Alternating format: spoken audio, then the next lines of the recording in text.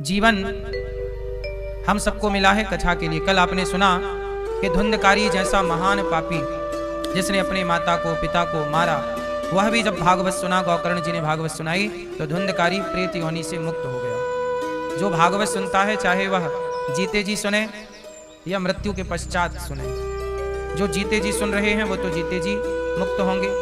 जो मृत्यु को प्राप्त हो चुके हैं, यदि उनके नाम से भी ये भागवत कराई जाए तो उनकी भी सदगति होती है। कोई यदि प्रेत योनि में, अन्य योनियों में चला गया है तो वह मुक्त हो जाता है। इसलिए जीवन में एक बार जीते जी भागवत अवश्य सुन लेनी चाहिए। जो भागवत सुनता है उसकी कभी दुर्गति नहीं होती। यमराज जी की भी इतनी ताकत नहीं है कि वह भगवान के भक्त को यमपुरी के कष्ट दे सके, नरक के कष्ट दे सके। भागवत जी की बड़ी महिमा है। धुंधकारी भागवत सुन के प्रेत योनि से मुक्त हो गया। गौकर्ण जी ने पूछा कि कैसे हुआ? बोले मैं तो प्रेत बन गया, भटक रहा था, पर भागवत सुनी, मुक्त हो गया।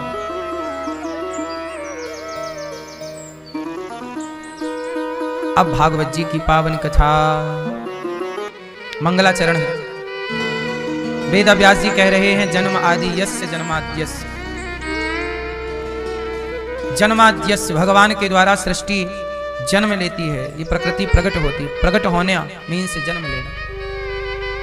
संसार जब प्रकट हुआ, भगवान ने जब ये धरती बनाई, संसार बनाया, तो जन्म देने वाले कौन है? भगवान। अब आप कहोगे कि भगवान ने संसार कैसे जन्म दिया? तो जैसे मकड़ी से जाला जन्म लेता है। जाला कहां से जन्म लेता है? क्यों मैया बताओ, जाल कहां से जन्म लेता है? मकड़ी से। मकड़ी से ही जाल जन्म लेता है। फिर उस अपने ही जाल में मकड़ी खेलती, रमण करती, और अपने ही जाल को आखिरी में निगल जाती, खा जाती। हाँ कि ना? जैसे मकड़ी जाल बनाने के लिए धागा बाजार से नहीं खरीदती। मकड़ी जाल बनाने के लिए धागा कहां से लाती है? अपने भीतर से प्रकट करती है। ऐसे ही जैसे मकड़ी से जाल प्रकट होता है, ऐसे भगवान से संसार प्रकट होता है। मकड़ी अपने ही जाल में खेलती है, ऐसे भगवान अपने ही संसार में हम तुम रूप बन के आ गए, आपके और हमारे रूप में। और जब मकड़ी का मन होता है कि चलना चाहिए, तो मकड़ी अपने ही जाल को खा जाती है। ऐसी भगवान का जब मन होता है तो इस संसार का संहार कर देते हैं। भगवान सृष्टि उत्पन्न भी करते हैं, भगवान सृष्टि का पालन भी करते हैं, और भगवान सृष्टि का संहार भी करते हैं। ब्रह्मा रूप से उत्पन्न करते, विष्णु रूप से पालन करते, शिव रूप से संहार करते। इन तीनों को जोड़ा तो बन गया गॉड, GOD, गॉड। गॉड मतलब G for generator, O for operator, D for destroyer. तीनों को जोड़ा तो बन गया गॉड, मीन्स भगवान। यही है गॉड का full form, generator, operator, destroyer, उत्पन्न, पालन, संहार। यही तीन सृष्टि का क्रम है। अच्छा ये बताओ, आप लोग कब पैदा हुए? क्यों मैया आप कब आई? नहीं आई ही नहीं। कब आई? बोलो।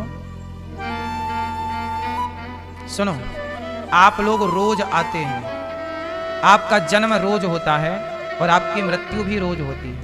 ये बात सही है कि गलत है? क्यों? आपका जन्म रोज होता है और आपकी मृत्यु भी रोज होती है। कैसे? जो आप कल थे वो आज आप नहीं हैं। कल वाला चेंज हो गया आज। हर क्षण आपके शरीर में बदलाव हो रहा है, पर इतना सूक्ष्म बदलाव है कि आप नहीं समझ पाते। बोलो हाँ। रोज ना जाने कितने सेल आपके बनते हैं शरीर में और बिगड़ते हैं। आपके बाल एक ही दिन में सफेद नहीं होते, बालों के पकने का प्रोसेस सालों चलता है। बोलो हाँ। आप एक दिन में बूढ़े नहीं होते, ये बूढ़े होने का प्रोसेस सालों चलता है, पर इतना सूक्ष्म है। क्या आप बता सकते हैं कि आप किस तारीख को बुढ़ी हुई मैया? क्या आपके बुढ़ापे की परफेक्ट तारीख याद है? इस तारीख को आप बुढ़े हो गए। आप बूढ़े हुए तो जवानी से बुढ़ापे की ओर गए, तो वो बदलाव इतना सूक्ष्म था कि आपकी पकड़ में नहीं आया, लेकिन बदलाव था। आपका बुढ़ापा, आपकी जवानी मर गई, आपका बुढ़ापा आ गया, तो एक मर रहा है, एक जन्म ले रहा है। जो आप कल थे वो आज नहीं है, कल से आज में आपकी बॉडी में बदलाव हो चुका। बोलो हाँ। यही है उत्पत्ति और संहार। और सुनो, उत्पत्ति और संहार के बीच में क्या है? जन्म और मृत्यु के बीच में क्या है? पालन। तो आपका हर क्षण पालन हो रहा है। कैसे पालन हो रहा है? आपका पालन कौन कर रहा है? आपका पालन कौन कर रहा है? कौन? भगवान। कैसे कर रहे हैं? सुनो, आपका पालन हो रहा है कि आपकी आंखें देख पा रही हैं, कान सुन पा रहे हैं, खाने के लिए। अच्छा ये बताओ, आप जो कुछ भी खाते हो वो कौन बनाता है? मम्मी बनाती है। ये अच्छा है। आप जो कुछ भी खाते हो वो कौन बनाता है? जैसे माँ ने तो चावल बना दिया, पर चावल को किसने बनाया? माँ ने तो रोटी बना दी, पर रोटी आटे से बनी और आटा गेहूं से बना, गेहूं किसने बनाया? आप जो कुछ भी खाते हैं वो ईश्वर ही आपको खाना देते हैं। बोलो हाँ। प्रकृति आपका पालन कर रही है कि नहीं? हर क्षण आपका। अच्छा ये बताओ, आप पानी पीते हैं कि नहीं? तो पानी आपके घर पे बनता होगा है? पालन कौन कर रहा है आपका? अच्छा, हवा कौन देता है आपको? ऑक्सीजन आप पड़ोसी देता होगा। ऑक्सीजन कौन देता है? जीने के लिए 3 चीज चाहिए, उनमें मुख्य है ऑक्सीजन। ऑक्सीजन चाहिए, पानी चाहिए और भोजन चाहिए। और ये तीनों चीज आपको देने वाले कौन है? ऑक्सीजन ईश्वर की है, पानी ईश्वर का है, और खाने का हर पदार्थ है। यहां तक कि गेहूं ईश्वर की संरचना है, चावल ईश्वर की संरचना है, फल ईश्वर की संरचना है, मसाले ईश्वर की संरचना है। यदि कोई मांस भी खाता है तो वह मांस जो खा रहा है, मछली मुर्गा, वह भी ईश्वर की सृष्टि है। बोलो हाँ। आपका कुछ नहीं। तो आपको पानी देकर, हवा देकर, आपको भोजन देकर के आपका पालन कौन कर रहा है? हर क्षण पालनहार भगवान है कि नहीं? तो भगवान ही पालनहार है, वही उत्पत्ति कर रहे। और उत्पत्ति हर क्षण, जितनी देर में ये ताली बज रही है ना, इतनी देर में उत्पत्ति हो रही है और पालन हो रहा, इतनी देर में संहार हो रहा। ये चल रहा उत्पत्ति पालन। ईश्वर का क्रम जैसे सेकंड का कांटा। 1 सेकंड, 1 2 3 4, यही ना सेकंड है? 1 2 1 2। बोलो 1 1 2। इस 1 2 के बीच में जो गैप है वो कितना गैप है? 1 1 2 1 2 1 2। तो 1 2 के बीच में जो गैप है वह कितना है? बताओ आप बताओ मैया। 1 2 1 2 के बीच में, हर सेकंड के बीच में गैप है कि नहीं? 1 2। इस गैप, कितना बड़ा गैप है ये? आप बताओ। सेकंड तो हम बोल ही रहे, सेकंड से भी नीचे क्या होता है? वह 100 पॉइंट है। 1 2, इसके बीच में 100 पॉइंट हैं। हाँ या ना? ये मोबाइल पे होता है फंक्शन, आप लगाइए तो दिखेगा। 100 पॉइंट जब होते हैं तब 1 सेकंड, 100 पॉइंट का 1 सेकंड होता है। 60 सेकंड का 1 मिनट होता है। बोलो हाँ। 1 सेकंड कितने पॉइंट का होता है? 100 पॉइंट का 1 सेकंड। तो आप ये समझ लीजिएगा कि भगवान ऐसे हैं कि 1 सेकंड में जो 100 पॉइंट हैं, मतलब 1 सेकंड के 100 हिस्से, 100 टुकड़े। 1 सेकंड के कितने टुकड़े? तो आप ये समझ लीजिए कि भगवान इतने पावरफुल हैं कि 1 सेकंड के 100वें भाग में भी ईश्वर का सृष्टि, उत्पन्न, पालन, संहार का क्रम चालू है। 100वें टुकड़े में इतना बारीक है कि आपके माइक्रोस्कोप के भी पकड़ में कुछ आने वाला। और एक बात और मैं आपको बताऊं, भगवान इतने पावरफुल हैं कि 1 सेकंड के 100वें हिस्से में वो सृष्टि उत्पन्न कर सकते हैं, पालन कर सकते हैं, संहार। वो चाहें तो 1 सेकंड के भीतर 100 बार सृष्टि, उत्पन्न, पालन, संहार कर सकते हैं। ये भगवान अणोर अणियान महतो महीयान, वो भगवान है। कर तुम अकर तुम अन्यथा कर तुम सर्व सामर्थ्य। ये भगवान का पावर है जो हम आपसे कह रहे हैं। तो जिनकी आप कथा सुन रहे हैं वो कितने पावरफुल हैं, पहले ये जान लो। क्योंकि ये नहीं जानोगे तो आगे हम कथा सुनाएंगे कि भगवान ने माखन चोरी की, आप कहोगे वाह ये कैसा भगवान है, माखन चुराता है। फिर आपको मोह हो जाएगा। क्या हो जाएगा? आप चक्कर में पड़ जाओगे, यार ये भगवान तो हो नहीं सकते, ये कन्हैया कोई भगवान है, माखन चुराते हैं। यही गलती माता सती ने कर दी। जब कथा सुनने गए भगवान शंकर माता सती के संग, तो माता सती ने कथा नहीं सुनी। वो यहाँ वहां देखती रही, ऐसे जैसे आप लोग कई बार सावधानी से कथा नहीं सुनते, मोबाइल चलाएंगे, कहीं ये देखेंगे, कहीं वहां देखेंगे, यहाँ देखेंगे, उठेंगे बैठेंगे। ऐसे माता सती यहाँ वहां देखती रही, वो कथा नहीं सुनी। जब कथा पूरी हो गई तो शंकर जी माता सती को लेके गए। और जब गए तो वहां नीचे राम जी की लीला चल रही थी। राम जी कौन है? भगवान। अब भगवान की पत्नी चुरा लिया रावण। अब राम जी खोज रहे हैं, सीता सीता सीता, रो रहे हैं राम जी, बड़े बड़े आंसू बहा रहे हैं। माता सती बोली, शंकर जी ने किया प्रणाम, हे प्रभु आपकी जय हो, जय जय जय सच्चिदानंद जगदीशा, आपकी जय हो। माता सती को हो गया मोह, हे भोलेनाथ किसको प्रणाम कर रहे हो? शंकर जी बोली, ये भगवान है जिनकी अभी अभी आपने कथा सुनी है। माता सती बोली, नहीं, ये तो भगवान हो ही नहीं सकते। जिन्हें खुद की पत्नी का पता ना हो वो भगवान कैसे हो सकता है? जिन्हें खुद की पत्नी का पता ना हो वो भगवान कैसे हो सकता है? ये देखो, ये माता जी को क्या हो गया? क्या हो गया? बोलो, मोह हो गया। भगवान को ना जानना ही मोह है। ईश्वर को ना जानना ही मोह है। माता सती बोली, ये कैसे भगवान है? अच्छा, ये क्यों डाउट हुआ? माता सती को भगवान पर संदेह हो गया, डाउट हो गया। क्यों? क्योंकि ठीक से कथा,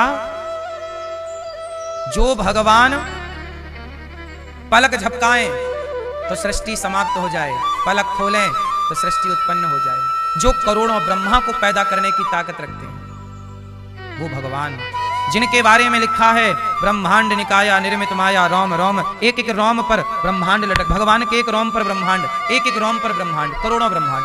ब्रह्मांड निकाया निर्मित माया रोम रोम प्रतिवेद कहे। अब बताइए, वो भगवान जिनके रोम रोम में ब्रह्मांड लटक रहा है, वो भगवान अपनी पत्नी के लिए रो रहे हैं। और जब वो लीला रोने की करेंगे तो हम जैसे लोग, मूर्ख लोग, तो सोचेंगे ना कि ये कैसा भगवान है? बताओ, भगवान तो ऐसे होते नहीं है कि पत्नी के पीछे रोएं, माखन चोरी करें। चोरी भगवान चोरी कर सकता है?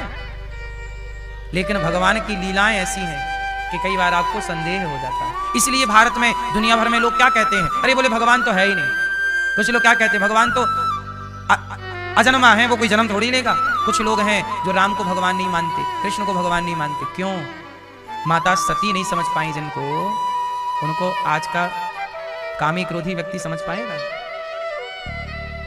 क्यों? भगवान सबके समझ में आ जाए तो फिर सबके समझ में भी तो नहीं आता ना मेरी मां। क्यों? ईश्वर सबके समझ के परे है, किसी किसी की समझ में आता है, वरना बड़े बड़े ज्ञानी रावण की समझ में नहीं आए, हिरण्याक्ष हिरण्यकशिपु की समझ में नहीं आए, लेकिन तनिक से प्रहलाद की समझ में आ गए। तनिक से प्रहलाद जी की समझ में आ गए, तनिक से ध्रुव जी की समझ में आ गए। अनपढ़ शबरी की समझ में आ गए, पर पढ़े लिखे रावण की समझ में, शबरी अनपढ़ है, अनपढ़ की समझ में आ गए राम, और पढ़े लिखे रावण की समझ में राम। बस मेरी मां, उस शक्ति को, उस परमात्मा को हम और आप कितना जानेंगे, जितना वो शक्ति देंगे जनाएंगे उतना हम जानेंगे। हमारी अपनी कोई क्षमता नहीं है कि हम अपने बल से उसे जान पाए, उनकी कृपा होगी तो हम कुछ जान पाएंगे। सोई जाने जेहि देहु जनाई, जानत तुम्हें होई जाई। इसलिए भगवान सृष्टि उत्पन्न पालन संहार करने वाले हैं। उनका पावर इतना है जितना मैं बता रहा हूं, उससे भी करोड़ों गुना। अब आगे मैं जब लीला सुनाऊंगा भगवान की, तो आप ये मत सोचना कि कैसे भगवान है माखन चुराते हैं। वो बड़े से बड़ी लीला है और छोटी से छोटी लीला है। इसलिए भगवान सबकी खोपड़ी में चढ़ते नहीं। शिशुपाल के सामने बैठे कन्हैया तो वो गाली दे रहा है, शिशुपाल के सामने बैठे कन्हैया और वो गाली दे रहा है। कहां समझ में आए? शिशुपाल तो परिवार का लड़का था, भगवान कृष्ण की बुआ का लड़का था, सगा था, गाली देता था, समझ नहीं पाए। जब भगवान का परिवार भगवान को नहीं समझ पाया, भगवान के साथ रहने वाले लोग भगवान को नहीं समझ पाए, तो हम और आप कितना समझ पाएंगे? इसलिए लोग कहते हैं कि कृष्ण भगवान है कि नहीं। भगवान पर संदेह करने वाले लोगों की बहुत भीड़ है, आज फौज है। सरल भी तो नहीं है ना मेरी मां, है ना? इसलिए प्रार्थना करो कि प्रभु हम आपको नहीं जान सकते, आप कृपा करके अपने को जनाओ। प्रभु आप बताओ कि आप कैसे हो, कहाँ हो, कब मिलोगे, कब दर्शन दोगे। भगवान के 24 अवतारों का वर्णन भागवत जी में है। सुखदेव जी कहते हैं, परीक्षित जी, भगवान ने अनेक समय पर अनेक अवतार लिए। भगवान के अनेक अवतार क्यों लिया? अच्छा मैं ये बताओ, भगवान को अवतार क्यों लेना पड़ा? क्यों? आप बताओ बेटा, भगवान को अवतार क्यों लेना पड़ा? बताओ है? क्यों लेना पड़ा? धर्म की जब जब हो ये धर्म की हानि, बाढ़हि असुर अधम अभिमानी। परित्राणाय साधूनां विनाशाय च दुष्कृतां, धर्म संस्थापनार्थाय संभवामि युगे युगे। यदा यदा हि धर्मस्य ग्लानिर्भवति भारत, अभ्युत्थानम धर्मस्य तदात्मानं सृजाम्यहम्। भगवान कब कब अवतार लिए? जब जब भगवान को अवतार लेने की जरूरत पड़ी। राम का अवतार क्यों लिया?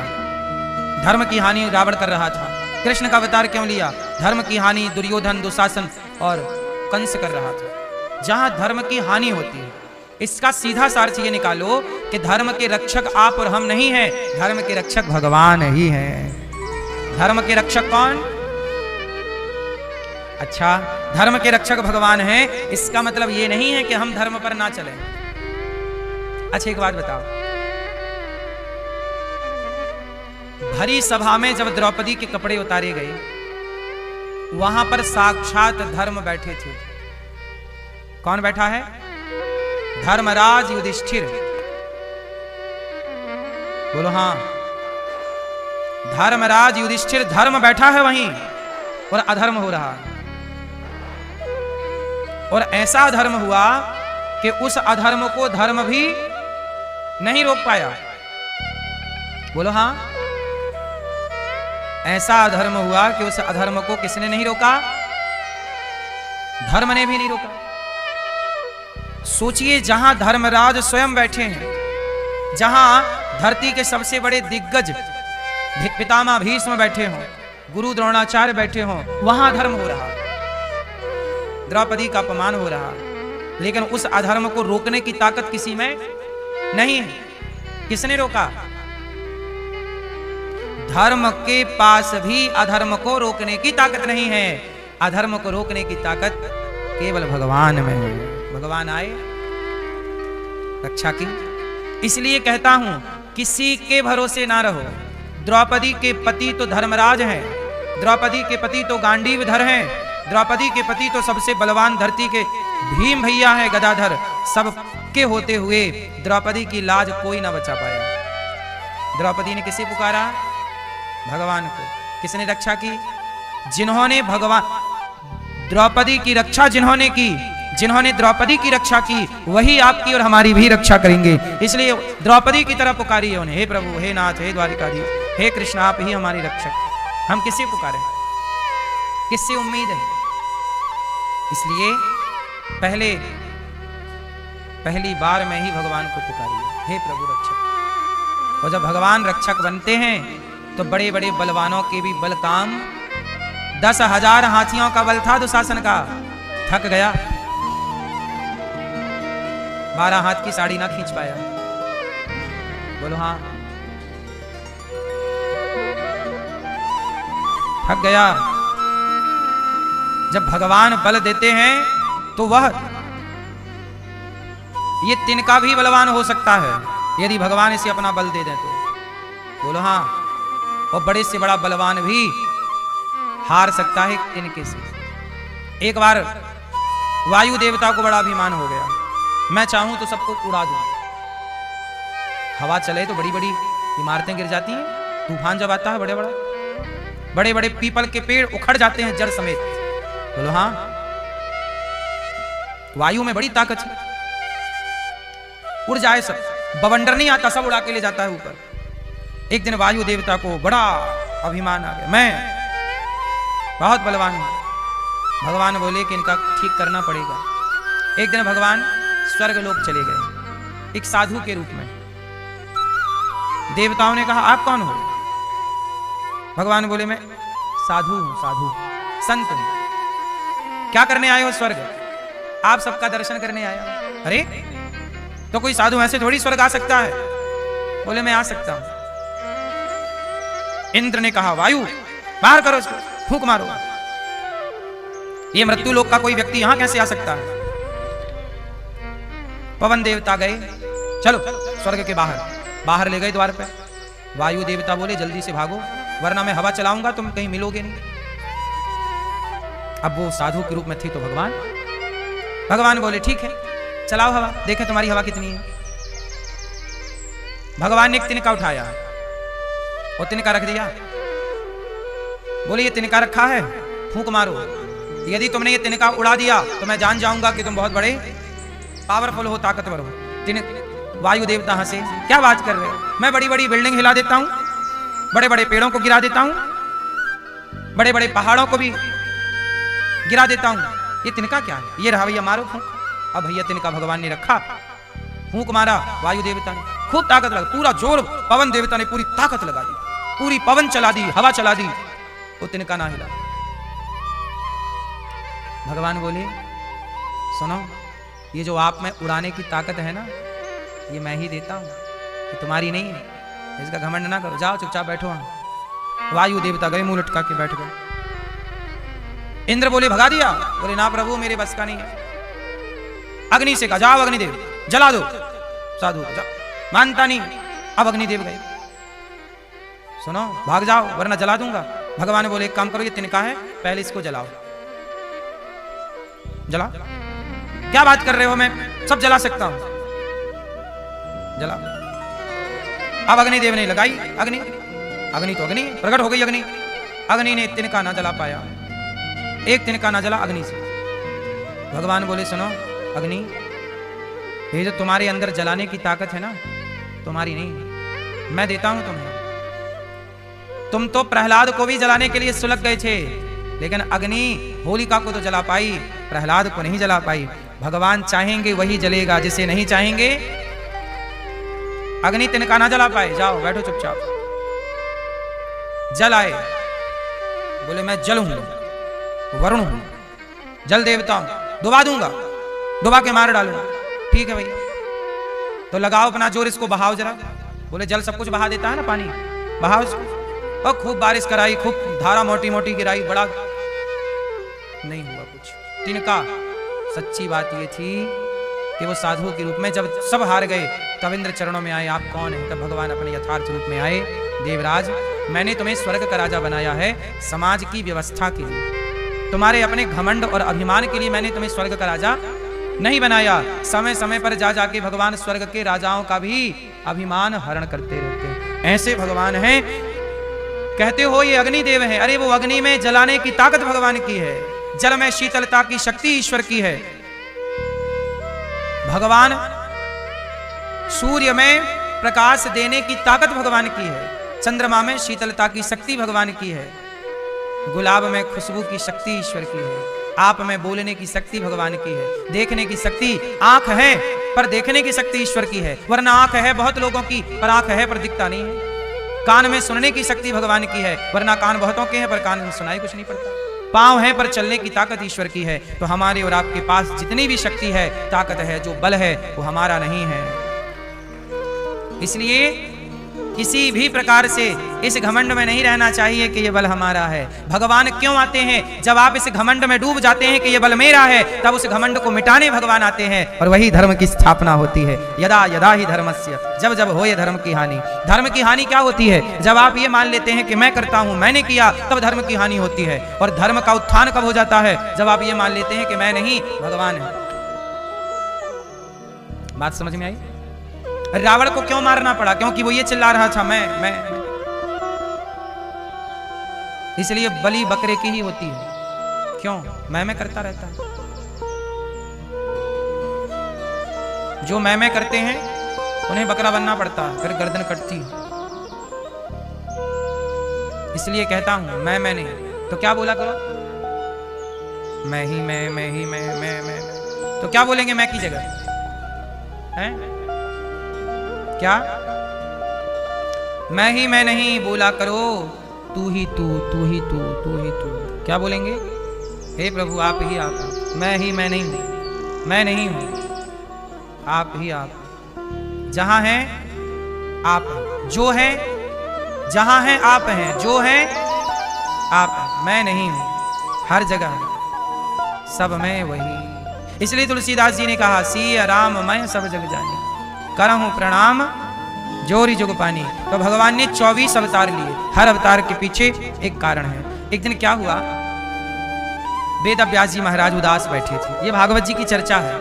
वेद व्यास जी उदास, नारद जी बोले नारायण नारायण। क्या हुआ, आप उदास क्यों हैं? बोले मैंने 17 पुराण लिख डाले, शांति नहीं। बोले भागवत जी की रचना कीजिए। बिना भागवत जी की रचना किए शांति नहीं मिलेगी। वेद व्यास जी बोले मैं भागवत जी कैसे लिखूं? बोले मैं देता हूं। तब नारद जी ने वेद व्यास जी को भागवत जी दी, 4 श्लोक दिए। उनसे 18,000 श्लोकों की रचना वेद व्यास जी ने की। और भागवत जी की शुरुआत कहां से की?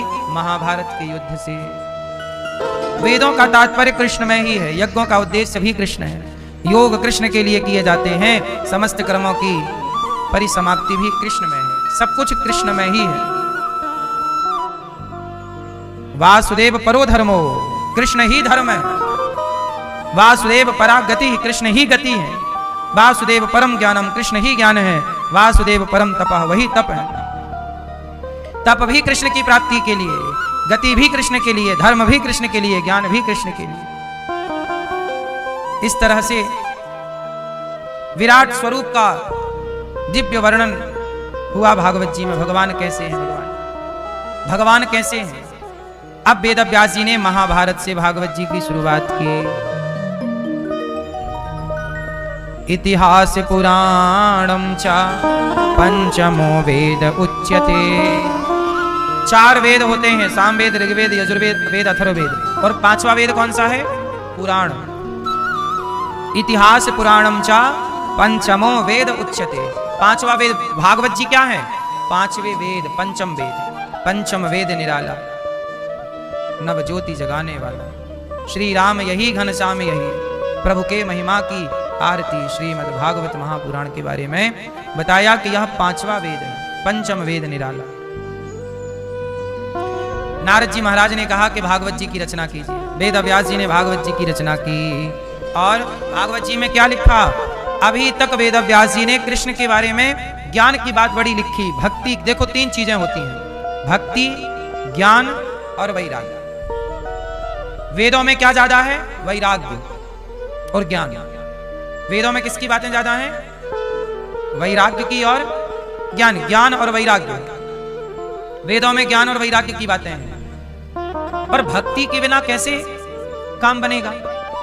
तब वेद व्यास जी ने कहा कि मुझे जीव मात्र के कल्याण के लिए कुछ ऐसी रचना करनी चाहिए जिससे भक्ति भी प्राप्त हो, ज्ञान भी प्राप्त हो और वैराग्य भी। इसलिए भागवत में भक्ति, ज्ञान, वैराग्य सब कुछ है। भक्ति, ज्ञान, वैराग्य, आप तो विवेको वर्धते महान। भागवत जी में सब कुछ है, भर दिया सब कुछ। भक्ति, ज्ञान, वैराग्य। भक्ति क्या है? भगवान श्रीमन नारायण की पत्नी का नाम है भक्ति। भक्ति के पति कौन? भगवान श्रीमन नारायण। और भगवान भक्ति के 2 बेटे हैं, ज्ञान और कौन? ज्ञान और। इसलिए आपके अंदर तीनों होनी चाहिए। क्या होना चाहिए? आपके अंदर यदि अकेला ज्ञान है तो ज्ञान अभिमानी बना देगा, केवल अकेला वैराग्य है तो वैराग्य भी अभिमानी बना देगा। इसलिए क्या होनी चाहिए? भक्ति। भक्ति भी हो आपके अंदर, ज्ञान भी हो आपके अंदर और वैराग्य भी। तीनों होंगे तब जाके काम बनेगा। 3 जब जुड़े तब संगम हुआ। 3 जुड़े तो क्या हुआ? 3, एक से संगम नहीं होता ना। अच्छा, भक्ति, ज्ञान, वैराग्य। अच्छा, ज्ञान में एक थोड़ा सा दिक्कत है। क्या दिक्कत है? ज्ञान पुरुष है। ध्यान से सुनना, ज्ञान कौन है? ज्ञान पुरुष। ज्ञान मतलब पुल्लिंग है ना। और वैराग्य भी क्या है? पुल्लिंग है, पुरुष है। अच्छा, भक्ति कौन है? स्त्रीलिंग, स्त्री है। तो भक्ति स्त्री है और ज्ञान, वैराग्य पुरुष है। अच्छा सुनो, माया स्त्री है कि पुरुष है? कौन है? माया स्त्री है, माया स्त्रीलिंग। माया है स्त्री और ज्ञान है पुरुष। तो ज्ञानी को माया पकड़ लेती है। ज्ञानी को किसने पकड़ लिया? माया। ज्ञान पुरुष है ना, माया स्त्री है, तो स्त्री पुरुष मोहित हो गए एक दूसरे को, पकड़ लिया। इसलिए ज्ञानी को माया पकड़ लेती है, वैरागी को माया पकड़ लेती है, क्योंकि पुरुष स्त्री हो गए ना दोनों। वैराग हो गया पुरुष, माया हो गई स्त्री। तो पुरुष का अटैचमेंट स्त्री की ओर और स्त्री का पुरुष की ओर, ये स्वभाव है। स्त्री हमेशा पुरुष की ओर बढ़ेगी और पुरुष हमेशा स्त्री की ओर बढ़ेगा। तो ज्ञान और वैराग्य दोनों पुरुष हैं और ये दोनों माया में उलझ सकते हैं। माया स्त्री है, लेकिन भक्ति के साथ एक अच्छी बात है। भक्ति कौन है? स्त्री। और माया कौन है? स्त्री। माया भी स्त्री और भक्ति भी स्त्री। और दोनों स्त्री यदि हैं तो स्त्री स्त्री पे मोहित नहीं होती, इसलिए भक्ति पर माया का प्रभाव नहीं पड़ता। इसलिए भक्त लोग माया से बच जाते हैं और ज्ञानी माया में उलझ जाता है। इसलिए रावण ज्ञानी था तो माया में उलझ गया, लेकिन विभीषण भक्त थे तो माया पकड़ ना पाई। बोलो हाँ। शबरी में भक्ति है इसलिए माया में नहीं उलझी। बोलो हाँ। गुरु द्रोणाचार्य में ज्ञान है तो माया में उलझ गए। माया मतलब ये प्रपंच जगत। अब देखो, भक्ति इसलिए कहते हैं सबसे सेफ कौन है? भक्ति। इसलिए भक्ति कीजिए, भगवान से प्रेम कीजिए, भक्ति कीजिएगा तो भक्ति वाला माया में नहीं उलझता। माया क्या है? माया क्या है? बोलो। जो दिख रहा है सब माया है। आंखें जिसे देख सकती हैं सब माया। माया क्या है? जो है नहीं पर दिखाई पड़ता। माया किसे कहते हैं? मैया माया किसे कहते हैं? किसे कहते हैं माया? बताइए आप माया किसे कहते हैं? बैठे बैठे बताइए।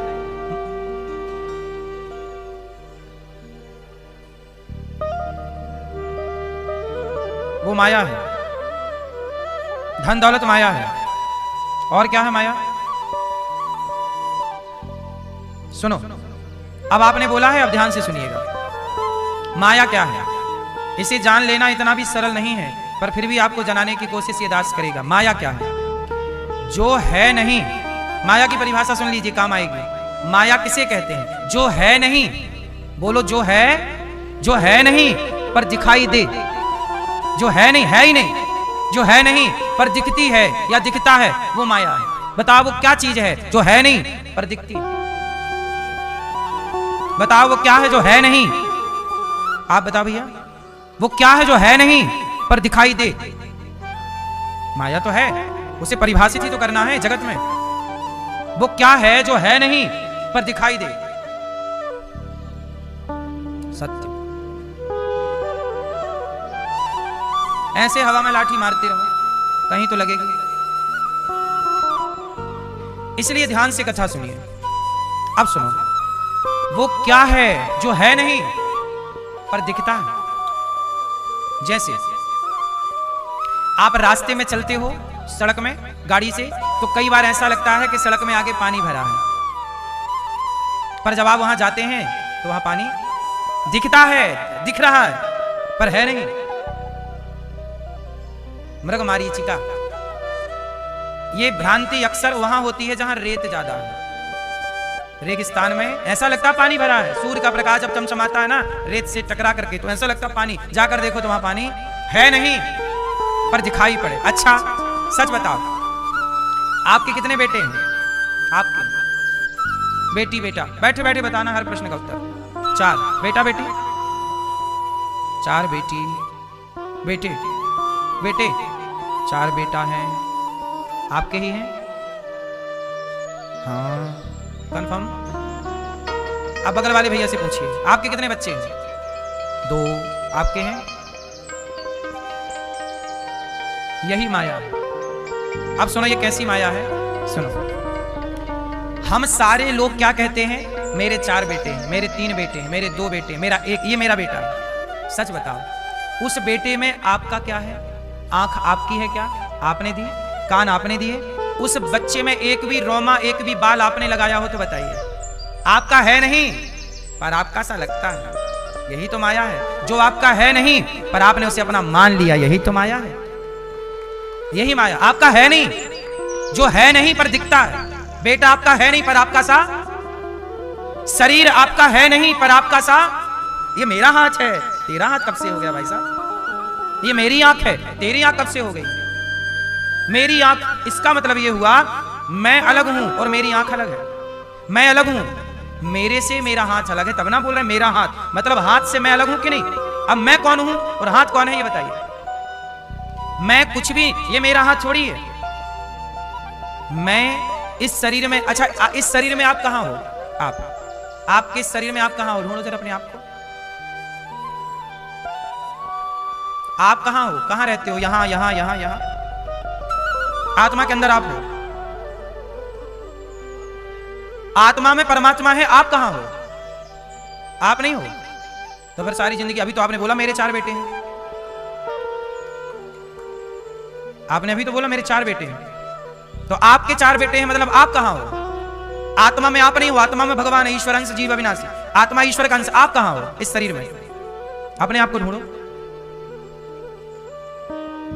हम तो ये पूछ रहे हैं, आप अपना परिचय दीजिए, कहां हो आप?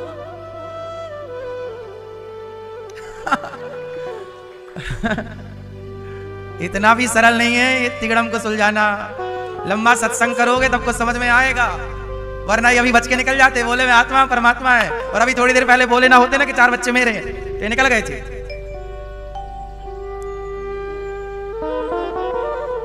बड़ा कठिन है साहब। सुनो, अब यही सुनाने के लिए हम बैठे हैं। मैं कौन हूं? तो सुनो, बहुत सरल है, समझ लो तो बहुत सरल है। रस्सी में सांप है नहीं, केवल भ्रांति है। कई बार रस्सी में क्या दिख जाता है? अरे सांप सांप सांप, है नहीं, क्या दिखा? है नहीं, दिख रहा। क्यों? क्योंकि अंधेरा था। यदि प्रकाश होता तो क्या रस्सी में सांप की भ्रांति होती? रस्सी में सांप की भ्रांति क्यों हुई? रस्सी में सांप क्यों दिखा? क्योंकि अंधेरा था। यदि प्रकाश होता तो रस्सी में रस्सी दिखती, सांप कभी ना दिखता। जैसे अंधेरे के कारण रस्सी में सांप की भ्रांति होती है, ऐसे अज्ञान के कारण मैं की भ्रांति हो जाती है। मैं हूं ही नहीं, मैं की जगह केवल भ्रांति है। मैं जैसा कुछ भी नहीं है, मैं नहीं हूं, मेरा मुझ में कुछ नहीं, जो कुछ है तेरा, तेरा तुझको अर्पण, क्या लागे मेरा। बस अज्ञान वश हम मान लेते हैं कि मैं हूं अनिरुद्धाचार्य। ये केवल अज्ञान वश है कि मैं अनिरुद्धाचार्य हूं, वरना मैं शून्य हूं, मेरा कोई अस्तित्व नहीं। अस्तित्व किसका है? रस्सी का अस्तित्व है, पर रस्सी में सांप की भ्रांति है। ऐसे अस्तित्व भगवान का है, उस भगवान के अस्तित्व में अज्ञान के कारण मुझे मेरी भ्रांति हो रही है कि मैं दिख रहा हूं, अनिरुद्धाचार्य है, ये है नहीं। जैसे रस्सी में सांप है नहीं पर भ्रांति है, ऐसे ईश्वर है ये पूरा सिस्टम, और ईश्वर में अनिरुद्धाचार्य की भ्रांति, गलत फहमी जिसे आप कह सकते हैं। तो मैं और आप कुछ नहीं है। मेरे और आपके रूप में सत्ता किसकी है? ईश्वर की। मेरी अपनी कोई सत्ता नहीं है, आपकी अपनी कोई सत्ता नहीं है। जो बच्चे हैं आपके, वो आपके नहीं हैं, वो ईश्वर की एक व्यवस्था है, और वो संतान ईश्वर की है, और आप अपना मान लेते हैं। यही तो माया है कि मैं भी मेरा नहीं हूं, पर मैं सबको अपना सा मान रहा हूं। यही तो माया है। मुझे मेरा ही पता नहीं है और मैं सबका पता बता रहा हूं, यही तो माया है। ये माया है। बात समझ में आई? माया किसे कहते हैं?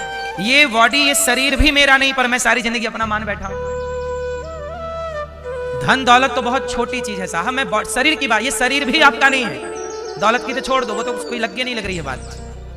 बेटा बेटी परिवार, जिसे हम सारी जिंदगी कहते हैं मेरा मेरा, ये मेरा मेरा केवल अज्ञान है, कोरा अज्ञान। बोलो हाँ, यही माया है। और याद रखना, ये माया उसे प्रभावित करती है जो भक्ति नहीं करता। इसलिए आपसे प्रार्थना है कि यदि अज्ञानवश भी आपकी सत्ता है, तो उस अज्ञानवश की सत्ता को भगवान से ही जोड़ के रखिए कि मैं नहीं हूं, ये भक्ति भगवान में लगानी है, तो फिर माया आपको प्रभावित नहीं करेगी। यदि आपका कुछ अस्तित्व है भी, अज्ञानवश ही सही मान लेते हैं, तो वो अस्तित्व आपका यदि अज्ञानवश भास भी रहा है, तो उसे भक्ति से जोड़ दीजिए, तो भक्ति पे माया का प्रभाव नहीं पड़ता। तो भक्ति, ज्ञान, वैराग्य, ये 3 देखो, भक्ति है पर माया के बारे में नहीं जानते, तो फिर उलझ जाना हो सकता है। इसलिए आप भक्ति भी जानो, ज्ञान भी जानो और वैराग्य भी जानो। इसलिए भागवत जब सुनोगे तो सब कुछ जान पाओगे। इसलिए बड़ी श्रद्धा से भागवत सुनो, सब कुछ धारण होगा। नैष्कर्म्यप्यच्युत भाव वर्जितम, न शोभते ज्ञान मलम निरंजनम, कुतः पुनः शश्वत भद्रमीश्वरी, न चार्पितम कर्म यदप्यकारणम। ज्ञान की शोभा देखो, ज्ञान की शोभा भी भक्ति से है और वैराग्य की शोभा भी भक्ति के बिना व्यक्ति वैसा है जैसे एक सुंदर स्त्री है, उसकी सुंदर श्रृंगार हो, सब कुछ अच्छा हो, बस उसकी नाक काट दी जाए। तो जैसे बिना नाक की स्त्री शोभा नहीं पाती, ऐसे बिना भक्ति के व्यक्ति की मानो नाक कटी हुई है। नक कटा है वो जो भक्ति नहीं करता। हमारी नाक ही हमारी भक्ति है। भक्ति क्या है? आपकी नाक है। भक्ति है तो मतलब आपकी नाक है, और भक्ति नहीं है आपके जीवन में तो नक कटी है। बोलो हाँ, नकटी, नकटा। सही। भक्ति के बिना व्यक्ति कैसा है? नकटी और नकटा। ये शुद्ध देहाती शब्द हैं, नकटी और किसके बिना? भक्ति स्वतंत्र सकल सुख खानी, बिनु सत्संग न पावे प्राणी। भक्ति जरूरी है, पर भक्ति आएगी कहां से? बोले सत्संग करिए भक्ति आ जाएगी। भक्ति स्वतंत्र सकल सुख खानी, बिनु सत्संग न पावे प्राणी। सत्संग कीजिए, भक्ति मिल जाएगी। अब देखो ना, दुर्योधन को भक्ति नहीं मिली, दुर्योधन को पैसा मिला। दुर्योधन को क्या नहीं मिला? भक्ति नहीं मिली। इसलिए कहता हूं कि धन ना मिले, पद ना मिले, प्रतिष्ठा ना मिले, भक्ति मिले। क्योंकि सुदामा को भक्ति मिली तो सम्मान भी मिला, पद भी मिला, सब कुछ मिला। और दुर्योधन को धन मिला, भक्ति नहीं मिली तो क्या मिला? रावण को धन मिला, भक्ति नहीं मिली तो क्या मिला? कुछ नहीं मिला। इसलिए मीराबाई को कुछ नहीं मिला, भक्ति मिली। भक्ति मिली तो सब मिल गया। भक्ति पाई, सब पा गए। अरे भक्ति के आगे सोने चांदी की, पद प्रतिष्ठा की कोई कीमत है, कोई मूल है? इसलिए मेरी मां, भक्ति जरूर करना चाहिए। व्यक्ति भक्ति के बिना अधूरा है। इसलिए लोग क्या कहते हैं, महाराज जी सब कुछ है पर शांति नहीं। शांति क्यों नहीं है? शांति इसलिए नहीं है कि आपको जो चाहिए वो अभी मिला नहीं। एक बात बताएं, पानी हमेशा किसकी ओर भागता है? पानी हमेशा किसकी ओर भागता है? समुद्र की ओर। हर नदी किससे मिल रही है? जल हमेशा समुद्र की ओर भागेगा। आपके छत पे बरसेगा पानी, पर वो बह बह के जाएगा नदी में, नदी जाएगी, जाना सबको समुद्र में। क्यों? सारा पानी समुद्र में क्यों जाता है? सारी नदियां समुद्र में क्यों मिलती हैं? जबकि पानी की जरूरत रेगिस्तान में है। दो चार नदियां रेगिस्तान में मिलने लग जाएं, सारी नदियां समुद्र में ही क्यों मिलती हैं? उत्तर दो भैया, क्यों? सारी नदियां समुद्र में इसलिए मिलना चाहती हैं क्योंकि नदियों में जो पानी है वह समुद्र का ही है। पूरी धरती में पानी की सप्लाई कहां से है? धरती पे जहां भी तुम्हें पानी मिलेगा वह समुद्र का ही होगा। समुद्र से ही ना वाष्पीकरण होता है, बादल बनते हैं, बरसात होती है। बोलो हाँ।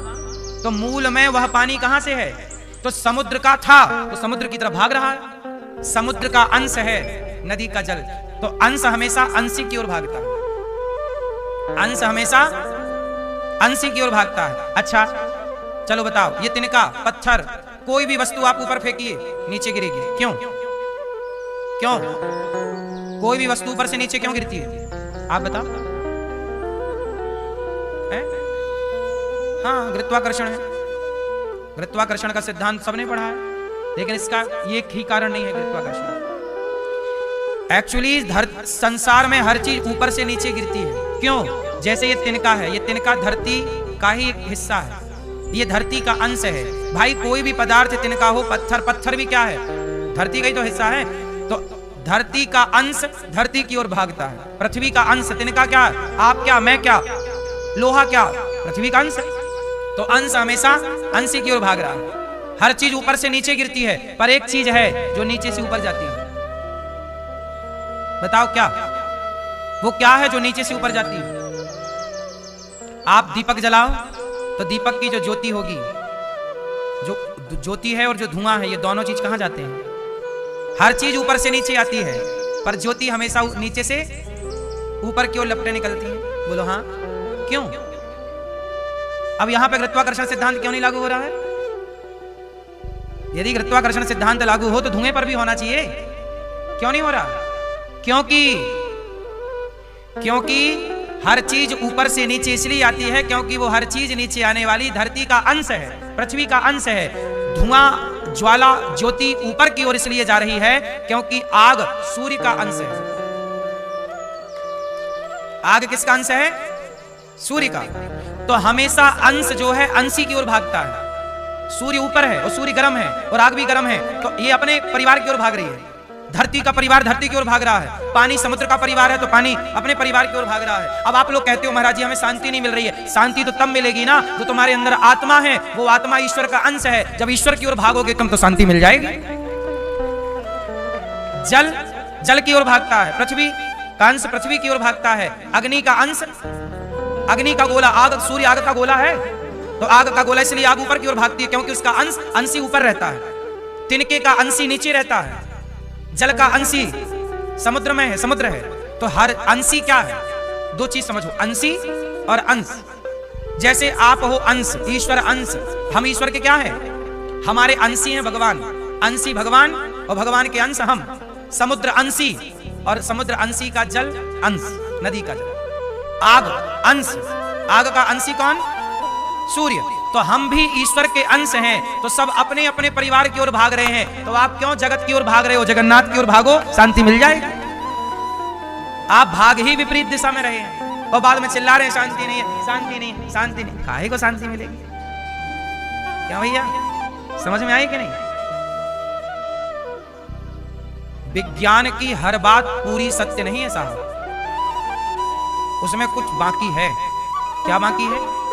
गुरुत्वाकर्षण का सिद्धांत पृथ्वी पे है, हर चीज नीचे आती है। सवाल खड़ा है ना कि धुआं फिर ऊपर क्यों जाता है? क्योंकि यहाँ पे विज्ञान अपने तरीके से ना समझाएगा, यहाँ आध्यात्म समझाएगा कि धुआं ऊपर क्यों जाता है। आग की लपट ऊपर क्योंकि वो अंश है। इसलिए हर व्यक्ति जब मरता है, इसलिए आपने एक दूसरी चीज प्रैक्टिकल की होगी, जब आप लोग नीचे देखते हो ना आपको डर लगता है, पर आप लोग ऊपर देखते हो तो डर नहीं लगता। जबकि गहराई केवल 50 फीट की है माना की, और ऊंचाई तो लाखों फीट की है। ऊंचाई ज्यादा है कि गहराई ज्यादा है? ऊंचाई ज्यादा है, गहराई ज्यादा नहीं। लेकिन आप गहराई देखो तो डर लगता है नीचे, और ऊंचाई देखो तो डर नहीं लगता। क्यों? क्योंकि जो आपका आत्मा है ना, अंश ऊपर रहते हैं तुम्हारे भगवान, बैकुंठ ऊपर है, इसलिए वो ऊपर देखती है तो खुश रहती है, मेरे भगवान को मैं देख रही हूँ, खुश हूँ। वो नीचे देखती है तो डर जाती है कि नीचे नरक है, कहीं मुझे नीचे ना जाना पड़े, इसलिए वो नीचे डरती है। इसलिए नीचे देखने से डर लगता है, क्योंकि वो बिछड़ना नहीं चाहती, आत्मा परमात्मा से बिछड़ना नहीं चाहती। ऊपर है ना वो, इसलिए वो खुश रहती है ऊपर देखो। इसलिए एक बात तो मानना पड़ेगा कि आपका संबंधी, आपके संबंधी नीचे नहीं रहते, आपके संबंधी ऊपर है। हाँ या ना? जिनसे आपका संबंध है वो भगवान हैं तो कण कण में, पर लोग सब लोग तो यही सुनते आए, सबको एक दिन जाना है। कहाँ जाना है? अपने भगवान से मिलने। हम लोग यहाँ मेहमान हैं, आप क्या हो? मेहमान हैं।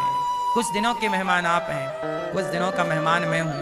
हम सब काम पूरा करेंगे और अपनी मेहमानी पूरी करके चले जाएंगे। जिंदगी में आए हो, बिना घमंड के जियो, भगवान के आश्रित रहो और सदा चिंतन भगवान का करो। इससे बड़ी कोई उपलब्धि, कोई ज्ञान नहीं है। भागवत यही समझाना चाहती है जो आपको हम समझा रहे हैं। इसलिए भगवत चिंतन में डूबे रहा करिए, यही दौलत है। कल हमने बताया था कि हमारी दौलत क्या है। पायो जी मैंने राम रतन धन पायो। मैंने कितना जप तप किया, कितना चिंतन किया, कितना परोपकार किया, यही दौलत है। बाकी इस धरा का, इस धरा में सबका धरा रह जाएगा। कल हमने बताया था ना, हमारी एक माता, एक मैया भगवत धाम चली गई। आज हमारी वो मैया, कल हमने बोला था ना, माँ के 2 बेटे हैं 2 बेटियां, पर माँ के ना 2 बेटे आए ना 2 बेटियां आई। फोन पे बेटियों ने बोल दिया था कि हमारे हैं, पर बेटियां नहीं आई। कल हमने बोला था ना बेटियां आ रही हैं, पर बेटियां नहीं आई। बेटियों की बेटियां आई थी, 2 बेटियों की बेटियां। बेटियों को फुर्सत नहीं थी, बेटों को भी फुर्सत नहीं थी, तो बेटियों ने अपनी बेटियों को भेज दिया, जाओ बुला रहे हैं, फॉर्मेलिटी पूरी करे आओ, औपचारिकता। सोचिए एक माँ के 4 संतान, 2 बेटे 2 बेटियां, 2 बेटे भी नहीं आए, 2 बेटी नहीं आई। माँ की सारी सेवा ये दास ने की, यहीं पर आप सबके सहयोग और आशीर्वाद से। और अब जब माँ की यात्रा आखिरी थी तब भी उनके अपनों ने साथ नहीं दिया, तब ये दास ने कंधा दिया और ये माँ की सेवा, जो एक कर्तव्य पुत्र का है, वह कर्तव्य। ये हमारी माँ, ये जो माँ बैठी ना टीवी, जब ये जिंदा थी तब की ये वीडियो है। जब माँ की मैं सेवा करने जाता था माँ से, ये माँ तब की है जब माँ ये हमें आशीर्वाद देती थी, खूब प्यार करती थी। ये माँ ही कल भगवत धाम गई है। बहुत प्यारी माँ, सदा इनका आशीर्वाद हमें मिलता रहता था, सदा इनकी सेवा, ये खुश रहती, सदा इनके होठों पे मुस्कान, सदा प्रसन्न थी। और ये 4 बच्चों की माँ है, 2 बेटा 2 बेटियां। और ये जब गई तो इनके ना बेटा आए ना बेटी, और इनके प्राण भी भगवान के नाम लेते निकले, मुख से प्राण निकले। बेटों को टाइम ही नहीं था, बेटों को फोन लगाए तो पता क्या बोलते, बोले हमने तो माँ का पिंडदान कर दिया है पहले। ऐसा बोला बेटे ने, पिंडदान पहले ही कर दिया और माँ भी गई और ये पहले कर चुके। टाइम नहीं ना भैया, बिजी है, बहुत व्यस्त है। दौलत जोड़ रहे होंगे पता नहीं किसके लिए, भाग रहे होंगे पैसे के पीछे पता नहीं किसके लिए। पैसा ही बड़ा नहीं होता साहब, इंसानियत बड़ी होती है। बांध कर क्या ले जाओगे आप, क्या ले जाऊंगा मैं, इंसानियत तो निभाओ। कर्तव्यों से भाग क्यों रहे हो? जब माँ अपने कर्तव्य से नहीं भागी, तुम्हें बर्तन मांझ के भी माँ पढ़ाती है, बच्चों को योग्य बनाती है।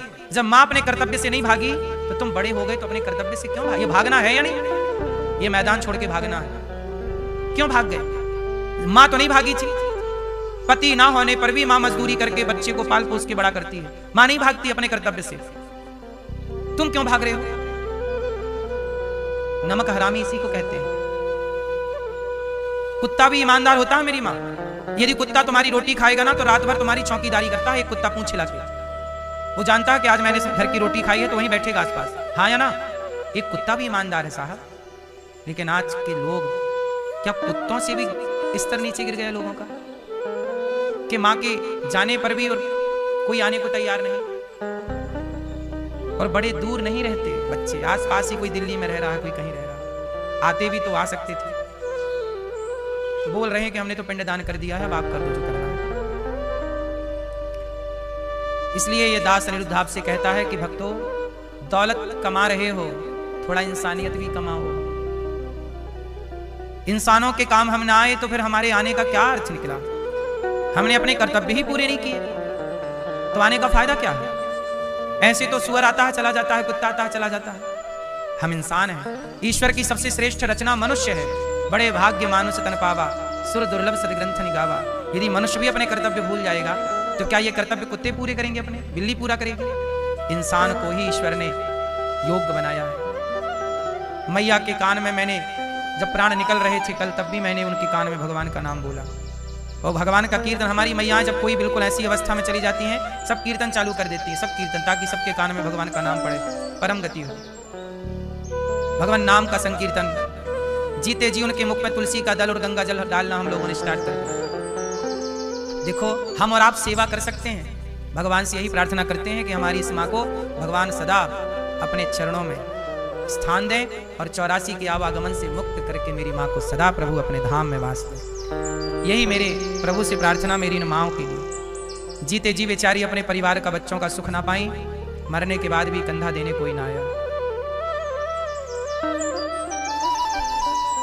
इंसानियत भी, आज कलयुग चल रहा है साहब, घोर कलयुग है, इंसानियत भी मर रही है। कौन निभाएगा इंसानियत?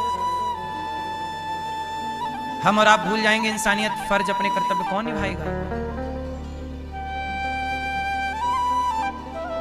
सब विदाई कर रहे हैं मां की अंतिम बस, इनके बच्चे नहीं आए, इनका परिवार, बेटियां नहीं आई,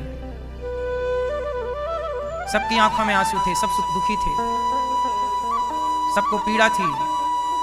अब मैया की 13वीं भी यहीं पर होगी, 13वीं भी ये दास अनिरुद्ध करेगा। बेटा तो 13वीं भी नहीं करेगा, उसने तो बोल दिया हमने सब पिंडदान वगैरह कर लिए जीते जी, जबकि जीते जी किसी का पिंडदान नहीं होता।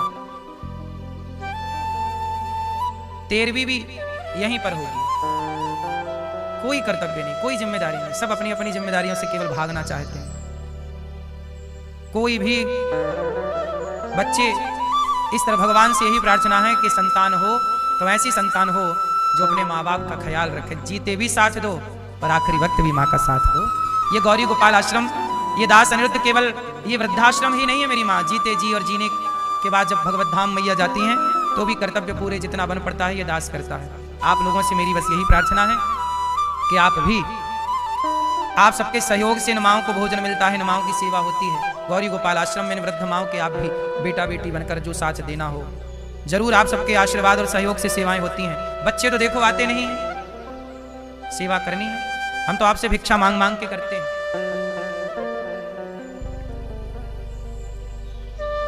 और ये मैया के बेटे ना बड़े सफल संपन्न हैं, अच्छा खासा पैसा वाले हैं। हम इन माओं से 1 रुपए भी नहीं लेते, आप सबसे भिक्षा मांग के सेवा करते हैं। ऐसे बेटों से पैसा क्या लेना? इन लोगों से दान भी नहीं लेना चाहिए जो अपने माँ की सेवा ना किए, आखिरी में तक ना आए। ऐसे बेटों का पैसा हम क्या करेंगे? इसलिए हम तो आप लोगों से भिक्षा मांग लेते हैं। और एक बार स्वामी जी ने कहा, स्वामी विवेकानंद जी गए एक वृद्धाश्रम।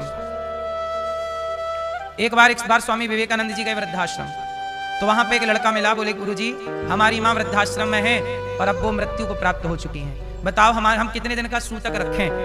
तब विवेकानंद जी ने कहा कि तुमने जिस दिन अपनी माँ को घर से निकाला और जब तक तुम जिंदा रहोगे तब तक तुम्हारे घर में सूतक है। तुम्हारा सूतक साफ होने वाला नहीं।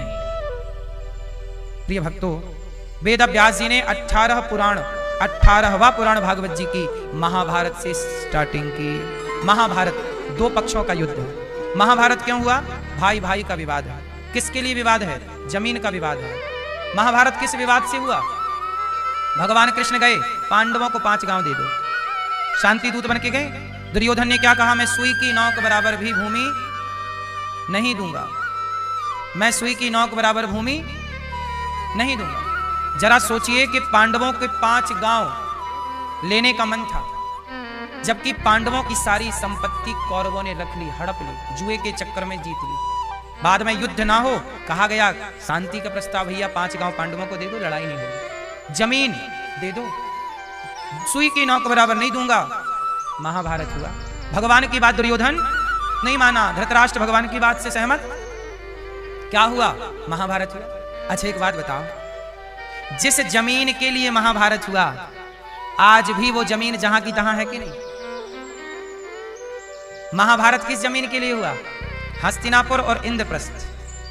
हस्तिनापुर क्या है? वर्तमान का मेरठ, जो आज मेरठ है वो उस जमाने का हस्तिनापुर था, और जो आज की दिल्ली है वो उस जमाने की इंद्रप्रस्थ थी। बोलो हाँ। जिस जमीन के लिए महाभारत हुआ, ना वो जीतने वाले रहे ना वो हारने वाले रहे, अब तो रामलाल का घर बना हुआ है उनकी जमीनों में। बोलो हाँ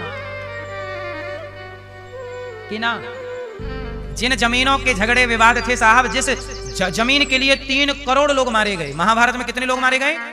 लगभग 3 करोड़ से अधिक। जिस युद्ध में करोड़ों लोग मारे गए जमीन के लिए, वो जमीन है जहां की तहां पड़ी है। बोलो हाँ।